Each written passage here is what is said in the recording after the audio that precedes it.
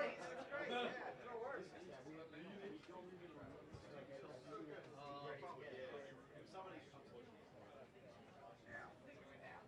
maybe over the Slim, best I can tell. All I need. It might not work for me. I just guessed. I guess it might be where we're different. And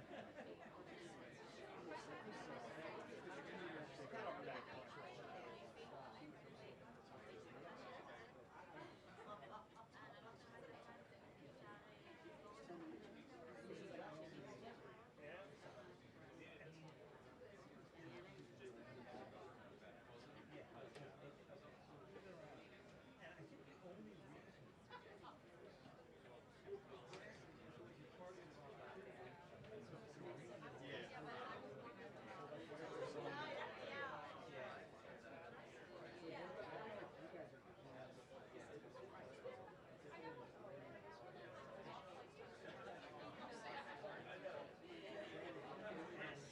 had Iranian oil in it, they think, or I'm sorry, it had little Iranian oil. And so the authorities said with oil in this tank, was Iranian oil. But my guess is you're going to have to take the oil out. But this is the thing that have wax people.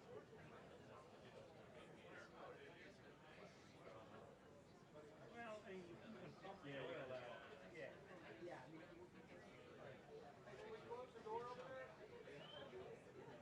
They want it open. I assume. I'm just telling you. Text them and ask. I asked.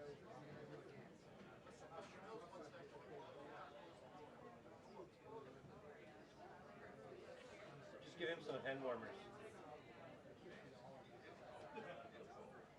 Everybody get your heads and warmers.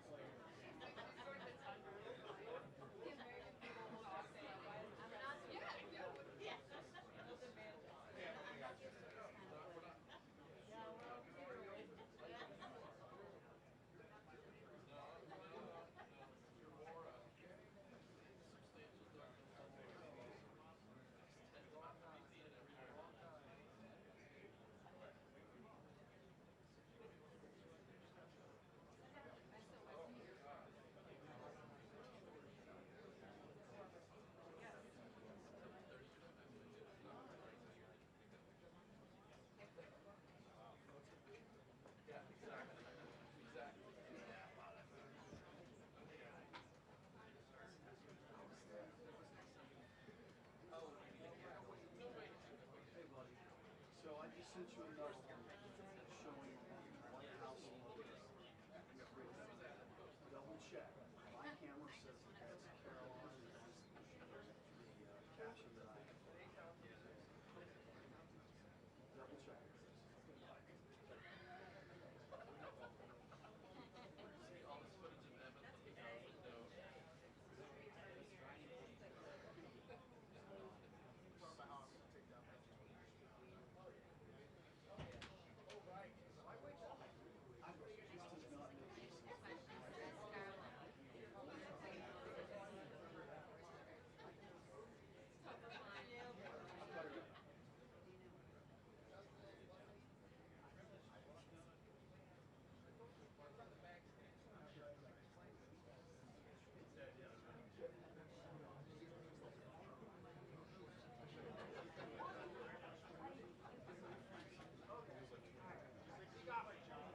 Try this one.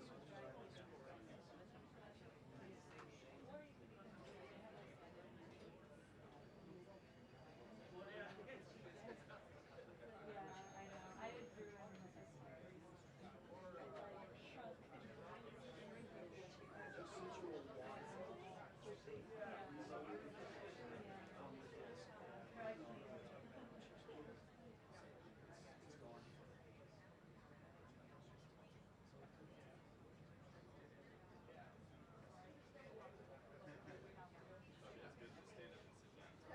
sit down.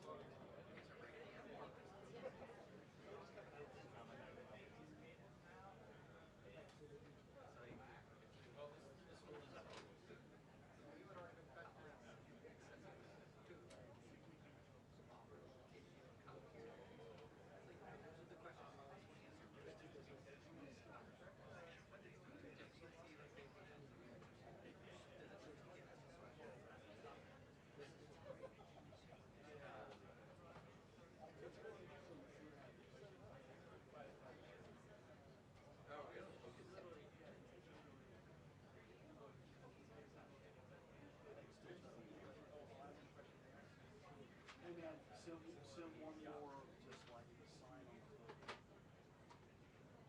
Sim. Take a look at it. Still yes.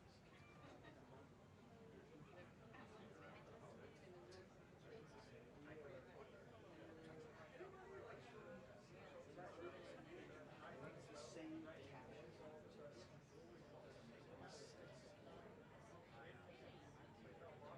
Well, obviously we're not news. I'm so sorry. I don't know why this is happening.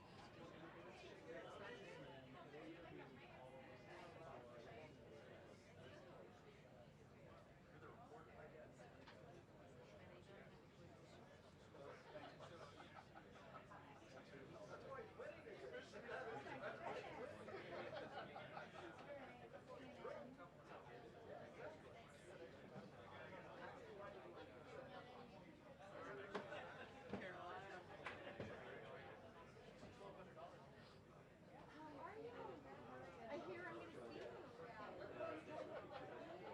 I'm in the middle section. When are you doing? When do you leave? Oh, I get there until the 27th. So you're way too early. I kind of got a letter. Oh, thanks. I got to cut yesterday. My hairdresser is amazing. Yeah, it doesn't really look too good. I gotta have all my credits. Just come right.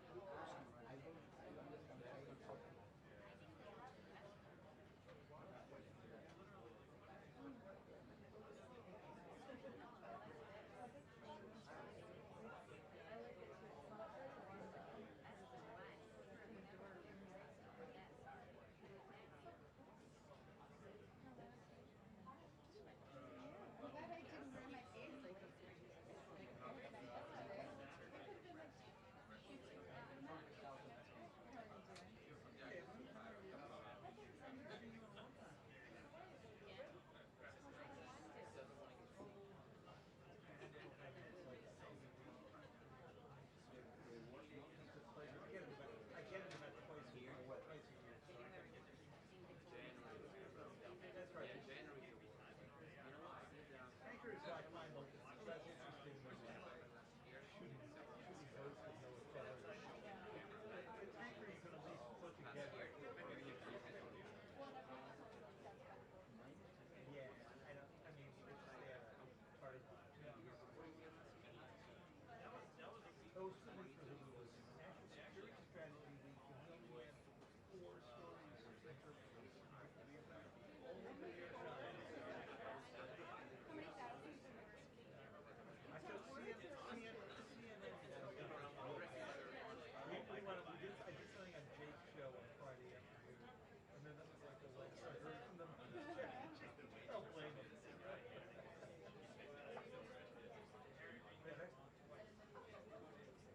Yeah, that was good. That was good. I really liked that. He's not the first time. He called me the first time. He called me a traitor. The second time he called me So Amy's doing the first one? Oh, the second. You're doing the first one. U.S. operation to probe inside the Russian electric company. And apparently they hadn't told him about it, so he read about it first thing in the Times. Yeah, I'm not like Southern swine. What? Remember, like people refuse to come to St. We're gonna Louis. actually go like that. We're on the beach. Like it's a beautiful spot. So I was like we stayed in Vegas. Do you know where's the We're up staff? on a ridge, so in the winter we'll be Oh, it's booked into the high. Okay. Yeah, I would have. the dog loves it. The kids just need like a break. Centrally located. One lives in I actually really like the other hike better. The staff business street. The one that's like fancy. we were out with him at Thanksgiving walking around the sea. And I think she's more contemporary. Yeah. Yeah. And more high speed. Yeah. So I might still change my mind. But that one was actually even more expensive. Anyway, how about you? Maybe other people agree.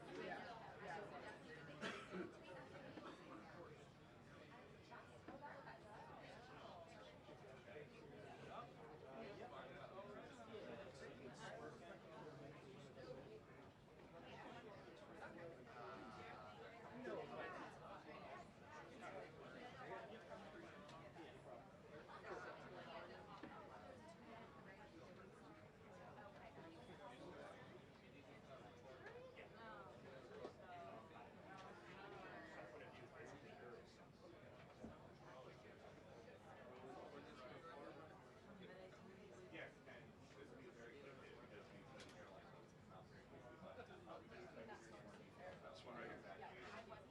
The thought is that affordability threat is a hoax, according to President Trump, because he knows that his people, they are still going to have to speak to concerns from Americans about the things they do. He thinks that we also expect to hear a lot about Venezuela. What is the plan? Is it about drugs? Is it about oil? And what does President Trump think about Maduro, whose days, he says, are numbered, having a very friendly phone call today with Vladimir Putin?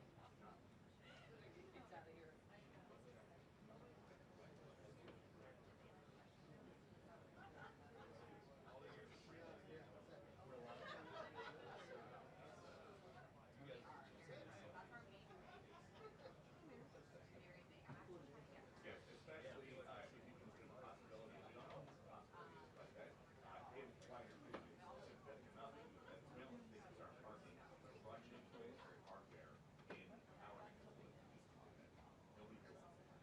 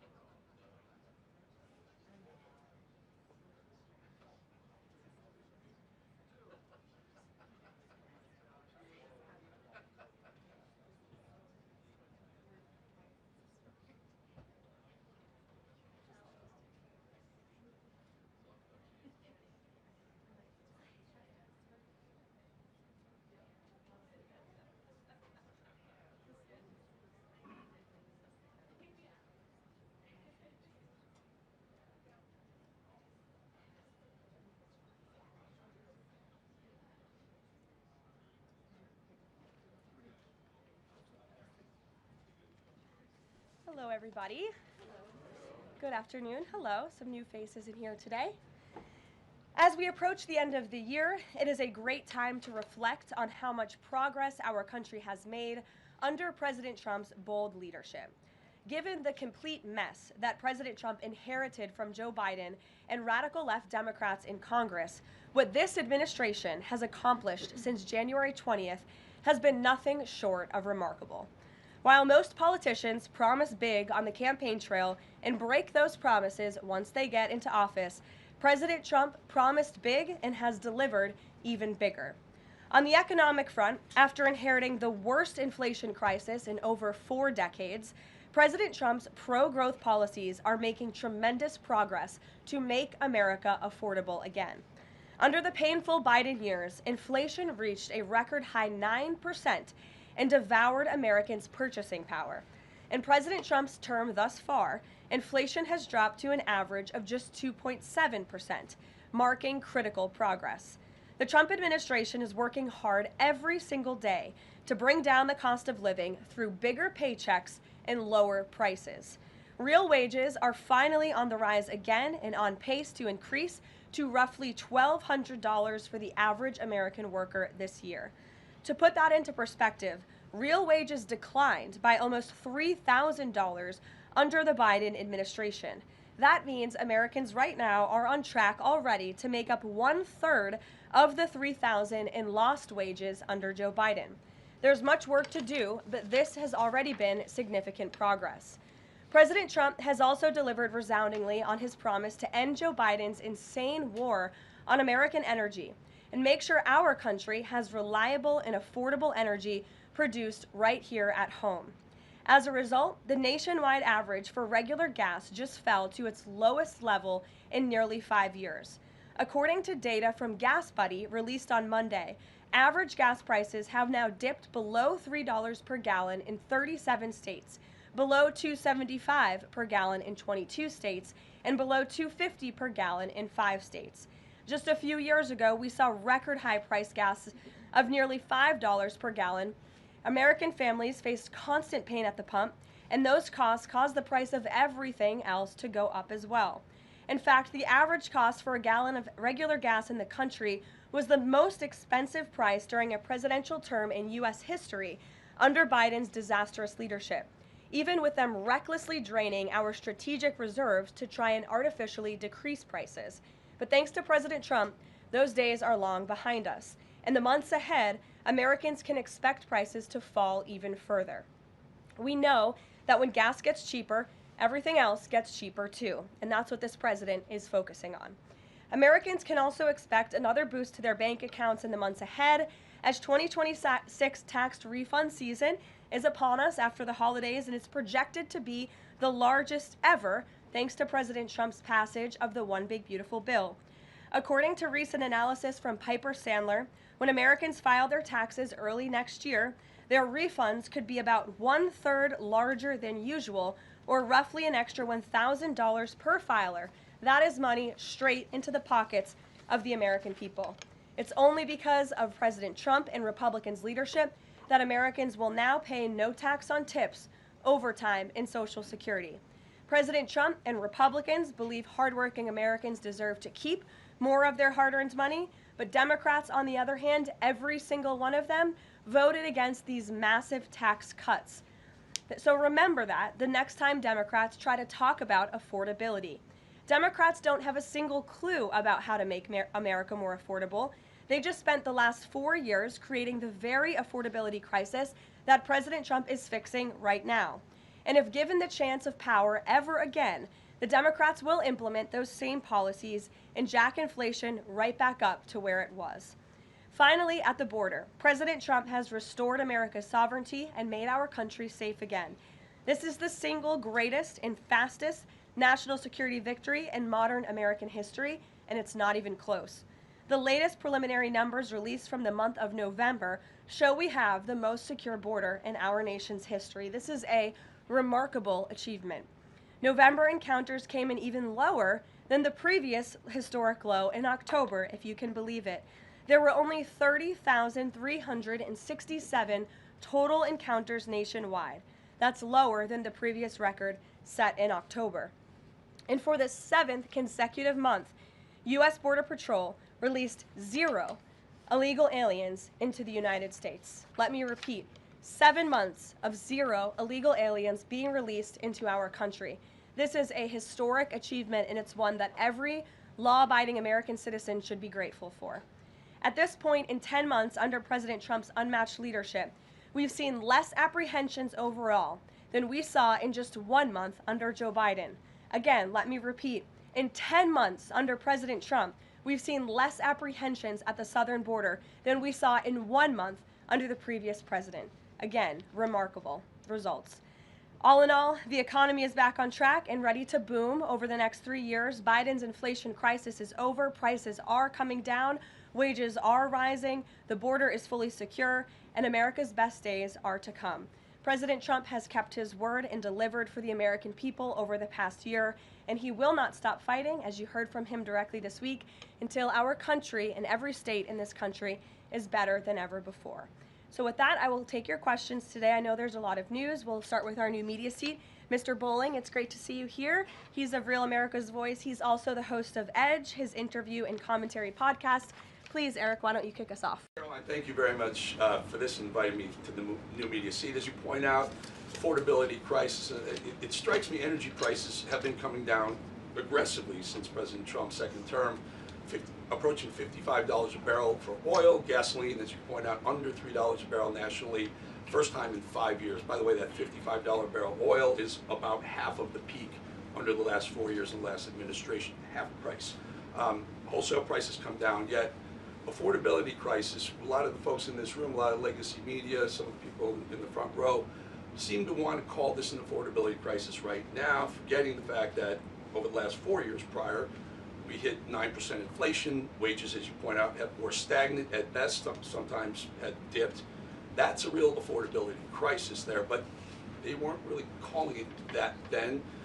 You point out how President Trump is changing the affordability in America, but how will he ensure that the legacy media doesn't flip the script and change it so that they're using affordability as their word, their idea, versus what the American people who know much better? Yeah, well, it's a great question, Eric, and it's a point of frustration for the president and for myself. I will say that's part of the reason I just kicked off this briefing today, setting the record straight with facts about the economic mess that the president inherited from his predecessor, Joe Biden. And he's focused on digging our country and our economy out of that hole every day. Things are getting better, and they will continue to. And President Trump understands better than any politician in this city the pain that the American consumer has been feeling for years now because of the last administration's policies. You heard him in the great Commonwealth of Pennsylvania this past week campaigning and talking to these voters, saying, I was elected to fix this problem, and I am fixing it. Don't forget who created it, and that's the Democrats. And I think when you hear the president talk about affordability, he's saying the Democrats are the greatest con artists in history because they are now trying to claim ownership of an issue that they created. And every data point and every economic metric does in fact show that the economy is improving. And so I do wish more people would report on those facts. I do wish that more people would remind the American public how we got here and why. It does not mean this president is discarding the feelings of the American people. He gets it better than anyone, which is why his entire administration has been focused on the issue of the economy and energy prices since day one. If I may Sure. follow up, it's reported that around 10,000 commercial driver's license operators have been pulled by your transportation secretary department. Will the president apply that same metric? For the reason was the operators weren't speaking or reading English to a level that was safely, people thought they would safely be able to operate trucks on our roadways. It's estimated in California around 40% of Uber drivers, Uber and Lyft drivers, don't speak English proficiently, and the number's 45% in Minnesota. Will this same rule or metric apply to the gig economy like Uber and Lyft? So I don't have any announcements on further regulations, if you will, from the Department of Transportation with respect to this issue. However, I will just reiterate the Trump administration's position is that truck drivers, particularly those driving big rigs on our nation's road and highways, who have a great responsibility to keep the American public and their fellow citizens safe, should be speaking English and should have an ability to read English proficiently. I think that's a very common sense policy to have. And we've unfortunately seen, and the Department of Transportation has uncovered and is actively working to fix these state-sponsored commercial trucking driver licenses, which were going to people who are not qualified to be driving these massive trucks on American roads, and they're endangering the lives of our fellow citizens. We've unfortunately seen many vehicle accidents across the country where people have lost their lives because of drivers that were just simply unqualified to be driving these trucks. So I know this is something DOT and Secretary Duffy take very seriously. Peter. Thank you, Caroline. Based on the way that things stand right now, is Operation Southern Spear about drugs or is it about oil? What I will tell you, Peter, is that the Trump administration is focused on doing many things in the Western Hemisphere. The president has taken a new approach that has not been taken by any administration for quite some time to actually focus on what's going on in our own backyard. And there are two things that are very important to this administration. Number one, stopping the flow of illegal drugs into the United States of America, which we know has killed hundreds of thousands of Americans. The president promised on the campaign trail that he would demolish the foreign terrorist organizations and drug cartels around the world, especially right here in our own hemisphere, and you have seen that he is delivering on that promise. With respect to the oil and what happened yesterday, the Department of Justice requested and was approved for a warrant to seize a vessel because it's a sanctioned shadow vessel known for carrying black market sanctioned oil to the IRGC, which you know is a sanctioned entity. So the president is committed to stopping the illegal flow of drugs into our country. He's also fully committed to effectuating this administration's sanction policy, and that's what you saw and the world saw take place yesterday. And because he said the president is trying to do a lot of things at once, he talks a lot about how he thinks the way to bring down prices for everything would be to bring down the cost of energy. Would he use this seized Venezuelan oil to try to help Americans with affordability here in the United States? Well, what I can tell you right now, the vessel has been seized, as you know. And the Department of Justice did that in conjunction with the Coast Guard and the Department of War. The vessel is currently undergoing a forfeiture process right now. The United States currently has a full investigative team on the ground, on the vessel, and individuals on board the vessel are being interviewed and any relevant evidence is being seized. With respect to the oil, that's a different issue. As you know, Peter, the vessel will go to a U.S. port, and the United States does intend to seize the oil. However, there is a legal process for the seizure of that oil, and that legal process will be followed. And just my last one on this. If President Trump launches a bigger military campaign in the Caribbean, is he jeopardizing a possible Nobel Peace Prize? Look, the president has proven over the past year that he is more than worthy of the Nobel Peace Prize. I think he's been nominated for it nearly 100 times this past year, which is definitely a record. He's solved, I think, 9 conflicts around the world. We are up to now. He's actively working on the Russia-Ukraine war, which is the big one as we speak, and has been over the past year. With respect to any additional action in Venezuela, I'm definitely not going to get ahead of the president or the United States military. Mary. It now seems all but certain that the Obamacare subsidies will expire at the end of the year. It means more than 20 million Americans are now bracing for their health care costs to soar. Is the president prepared to let this happen, or is he going to step in?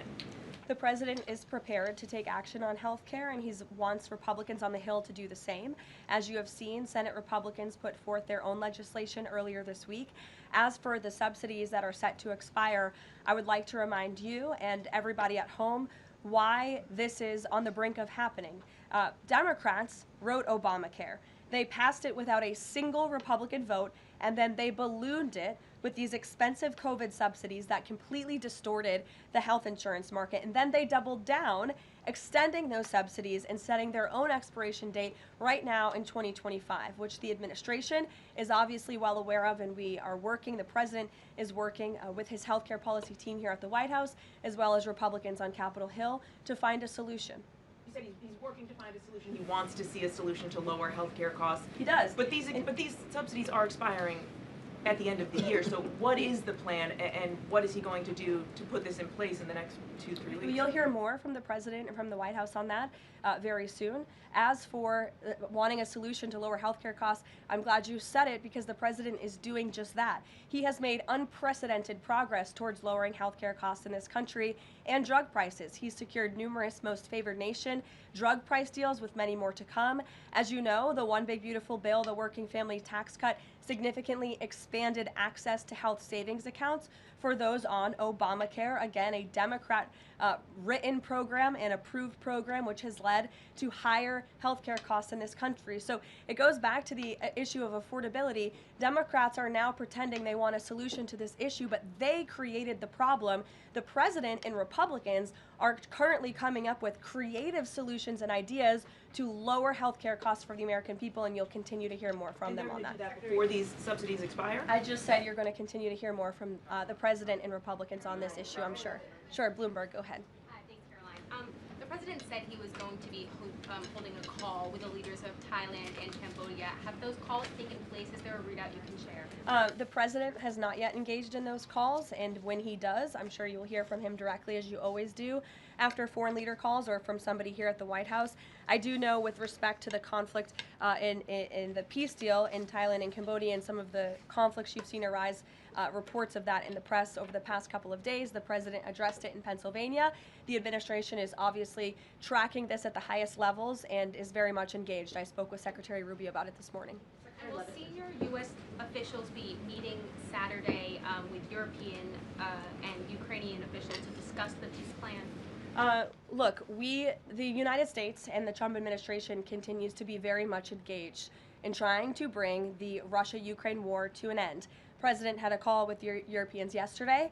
His special envoy Witkoff and his team continue to talk with both sides literally as we speak. If there is a real chance of signing a peace agreement, if we feel like those meetings are worthy of someone on the United States' time this weekend, then we will send a representative. It's still up in the air whether we believe real peace can be accomplished and we can truly move the ball forward. The president is extremely frustrated with both sides of this war, and he's sick of meetings just for the sake of meeting. He doesn't want any more talk. He wants action. He wants this war to come to an end. And the administration has spent more than 30 hours, just in the past couple of weeks, meeting with the Russians and the Ukrainians and the Europeans and speaking with them as well. So we'll see about the meetings this weekend, and stay tuned. President read President Zelensky's latest proposal that was sent over yesterday. He's aware of it, yes. Ed. Thanks, Caroline. So the Fed chairman, the president says that he's interviewing candidates. So I just want to be clear. So the pick has not been locked in, and could we get an announcement before Christmas? I know every business outlet in the world is just chomping at the bit for a scoop or something on this Fed chair announcement. I'm not going to get ahead of the president. I know there's been a lot of reports about potential meetings this week with potential candidates. Look, as always, this is a decision the president himself is going to make. And I know there's a lot of reporting out there from anonymous sources who claim to know something. I would wait and see what the president himself does and announces, and I certainly won't be the one to get ahead of him on that. On the economy, can I ask you about affordability? Michael, go ahead. On the next Fed chair, does the president have an expectation that his pick will lower interest rates next year to his liking? I think the president has been quite clear about what he believes the Fed should be doing, which is lowering interest rates. I know there was a quarter-point reduction this past week, and the president was pleased to see that, but he thinks more should be done. Philip. Thank you, Caroline. On these advanced NVIDIA H200 chips, why is the president willing to allow China to have access to one of America's chief technological advantages? Look, I will tell you just a couple of things. The president put out his own statement on this, which I do think highlights his exact thinking. What you see from the president on Truth Social is most of the time what you hear from the president behind closed doors privately. He told President Xi that NVIDIA will only be shipping H200 products to approved customers in China under conditions that will allow for continued strong national security. The administration continues to maintain a strict export control regime, and we are ensuring that the Blackwell chip and other advanced technologies stay right here in America, and these H200 chips will only be sent to China after undergoing a security inspection here in the United States. Elizabeth. Thank you, Caroline. New York City Mayor-elect Zohran Mamdani put out a video recently telling immigrants in New York City they have the right to stand up to ICE. Are you concerned this will inspire New York City residents to resist ICE operations, and what will the Trump administration do if this happens? The Trump administration is definitely concerned about the rise in violence, in attacks, and physical threats that we have seen against our brave men and women who wear the ICE uniform. Again, these are agents who are just simply doing their jobs. They are enforcing our nation's immigration laws, and we've seen more than a 1,000% increase in violent attacks on them and their families. They've been doxxed, they've been harassed, many of them have been physically assaulted and attacked. So we condemn that wholeheartedly.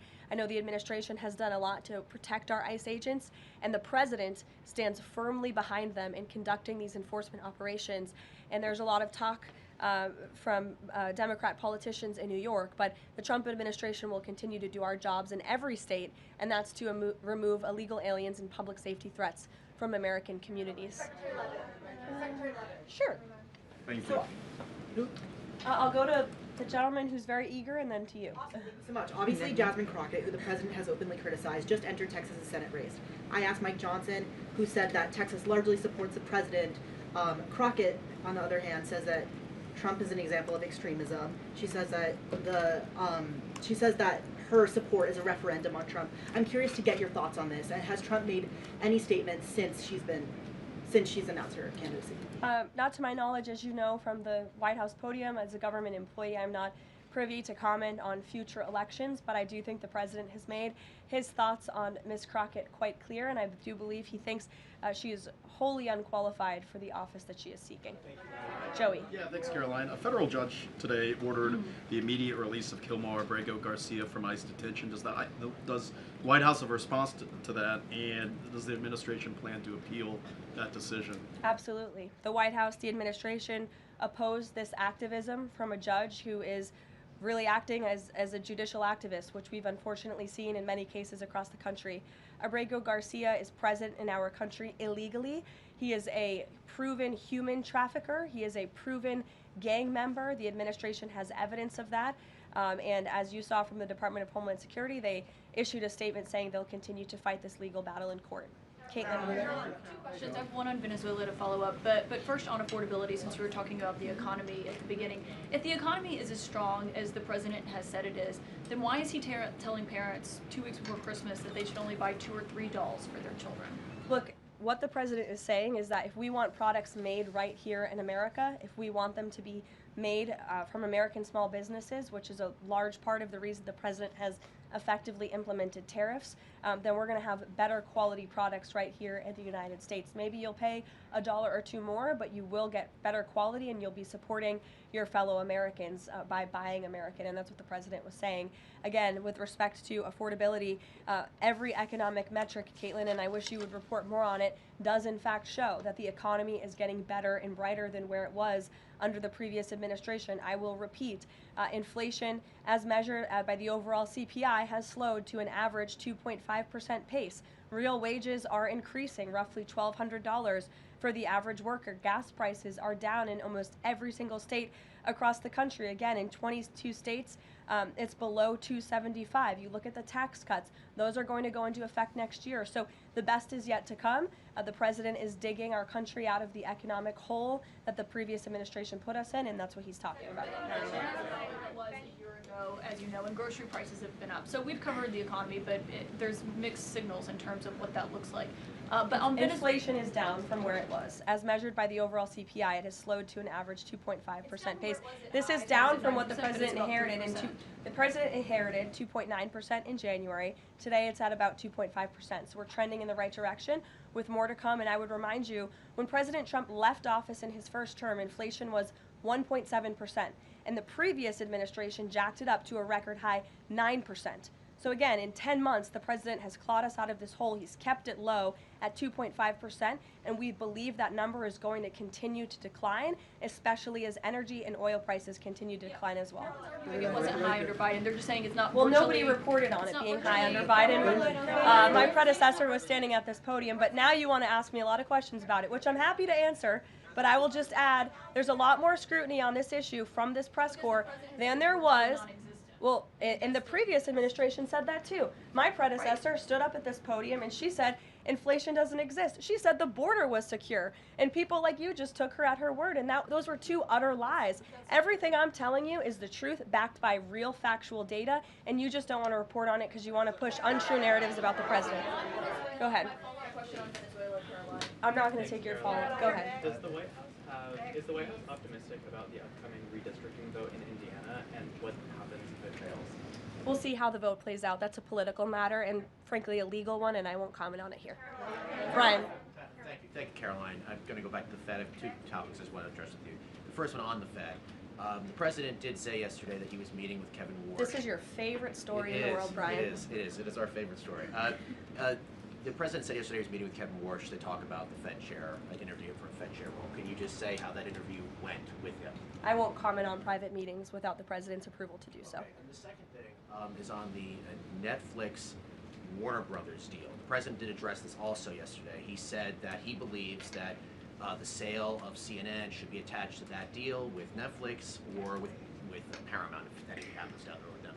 Can you just explain what the president's planning to do going forward to continue to make that case similar to what he made yesterday? Well, I think the president's comments yesterday about the sale of CNN and new leadership is evidenced by my exchange with the CNN reporter in this room. Their viewership has gone down, their ratings has declined, and I think the president rightfully believes that network would benefit from new ownership. With respect to this deal, he has great respect for both companies who are bidding against one another, and I won't weigh in any further than that. In the back, go ahead. Thank you. I wasn't calling on either of you, but I'll take both your questions and then to you. Go ahead. I have two questions. One is South Korea, one on the Japan. First question, the recent U.S.-South Korea trade fact sheet made no mention of agricultural product. Does the United States want to completely open its rice and beef market to South Korea? And second question on Japan. China is using its military power to surround Okinawa, Japan. Is the United States concerned about the military conflict between China and Japan? And what action will the United States take? Okay. To your first question on South Korean beef export to South Korea, I will check with our trade team and we will get you an answer on that. To your second question with respect to Japan and China, the president has a phenomenal relationship with the new Prime Minister of Japan, as you know. He was pleased to meet her when we went to Asia a couple of months ago, and they have spoken a few times since. They continue to be engaged with one another, and Japan is a great ally of the United States, as evidenced by their personal relationship and our continued trade relations with Japan. With respect to China, the president also has a good working relationship with President Xi, which he believes is a good thing for our country, and he believes that the United States should be in a position to have a good working relationship with China while maintaining our very strong alliance with Japan. Go ahead.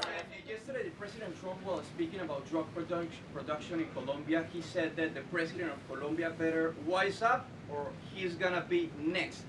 What was he meaning exactly? And the other thing is that President Gustavo Petro of Colombia responded to that statement by issuing a formal invitation to President Trump to go to Colombia and to see firsthand how the authorities in Colombia are fighting against drugs. Do you think that President Trump would consider that? Well, that's very interesting. I hadn't heard the news about that invitation. I will let the president speak directly to it on whether or not that's something he would entertain. But as for his comments yesterday towards President Petro, he has been saying some very alarming and frankly insulting things towards the United States of America, and the president doesn't like it. Yes, in the blue.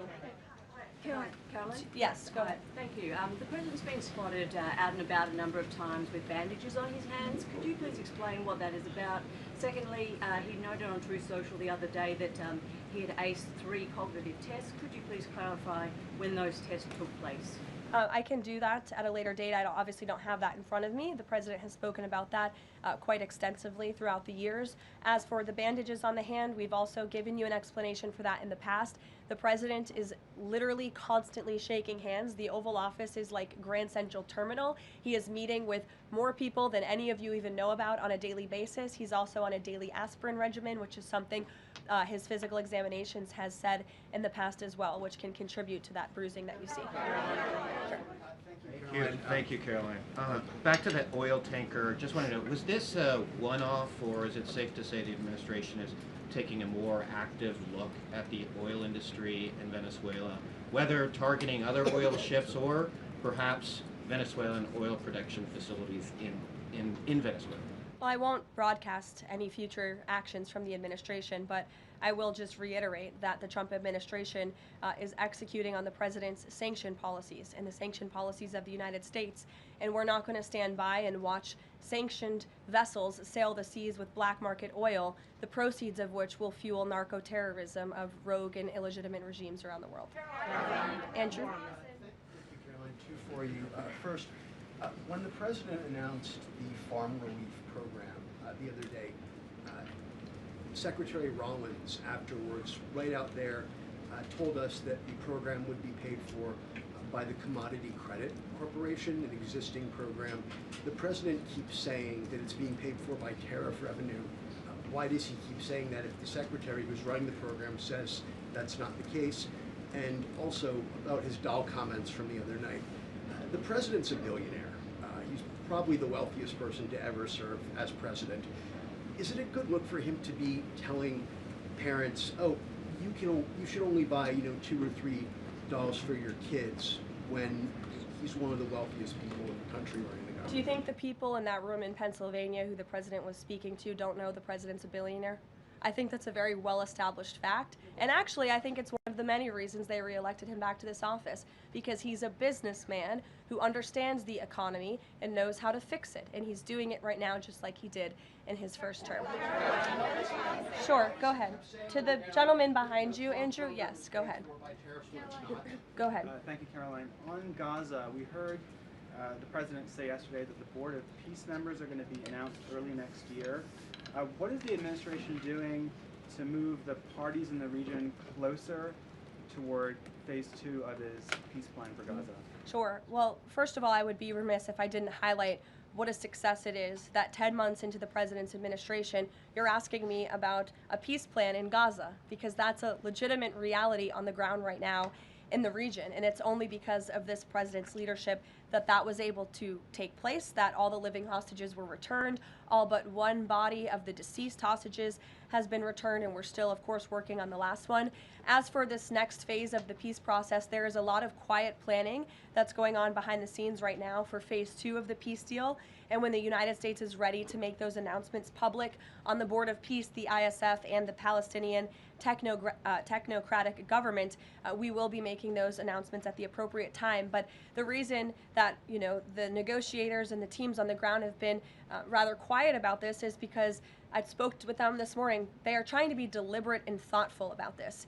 Peace in Gaza, in the Palestinian Strip, is something, the Gaza Strip rather, is something that people have been trying to accomplish for 70 years. So, this is a complex problem, and this administration wants to be very thoughtful about it, and we want to ensure an enduring and lasting peace. And when those announcements are ready, they will be made. Sure. Thank you. There have been reports that Vladimir Putin called Maduro today to reaffirm his support. I wanted to ask if it is concerning to the president that Putin has given such a warm embrace to Maduro. I don't think that would be concerning to the president at all, no. I'll let him speak on it further. Spoken to Putin about that? He has not spoken to President Putin today, and I understand that call took place this morning, so the answer is no. Thanks. I have a question about the ACA, but just first very quickly clarifying Caitlin's question. You acknowledged that CPI in January when you took office was 3%, and in September, the last month for which we have data, it was also 3%, so inflation. No, it's 2.5%. Not in September, it was 3%. It's 2.5%, the average CPI right now. I have it in front of me.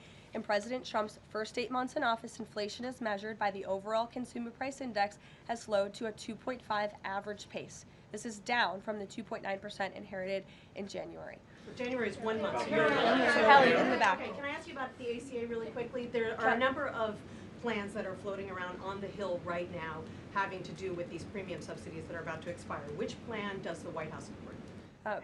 Again, I have told you now a few times that the president and the Republicans will continue to unveil creative ideas and solutions to the healthcare crisis that was created by Democrats. And I know Chuck Schumer is putting up a vote today. This is a political show vote. Chuck Schumer is not sincerely interested in lowering healthcare costs for the American people. He's putting this vote on the floor knowing that it will fail so he can have another talking point that he can throw around without any real plan or action. If Chuck Schumer actually wanted to lower healthcare costs, I'm sure the president would welcome him and his entire Democrat caucus to a legitimate coordination on the president's policies of bringing down drug prices, these most favored nation deals. Why hasn't Chuck Schumer ever come out in support of those? Those are going to legitimately, they already are, lower drug prices for the American people. And not a word from Chuck Schumer on it. So I think that just proves this is completely political. Kelly, go ahead. Two quick buttons on Venezuela. Does the president consider the seizure of the oil tanker an escalation or a step towards war with Venezuela? I think the president considers the seizure of the oil tanker as effectuating the administration's sanction policies, which I've already discussed previously. Potential invasion or potential land strikes in Venezuela aligned with the president's supporters, the MAGA base, does it risk the potential for a prolonged war and U.S. troops involved in that? Prolonged war is definitely not something this president is interested in. He's been very clear about that. He wants peace. He also wants to see the end of illegal drugs being trafficked into the United States and taking the lives of hundreds of thousands of Americans across our country. And he's thinking about that every day here at the White House. With every drug boat that is taken out by this administration, we are saving thousands of lives by deterring those drugs and stopping those drugs from flowing into our country. You will all, excuse me, you'll all hear, excuse me, you will all see the president tonight. He'll be making remarks at the Congressional Christmas Ball, which will be taking place here at the White House. And later this afternoon, he will be signing some congressional bills and executive orders that we, as always, will keep you apprised of. Thanks, guys. Can you say a word about the call with Modi?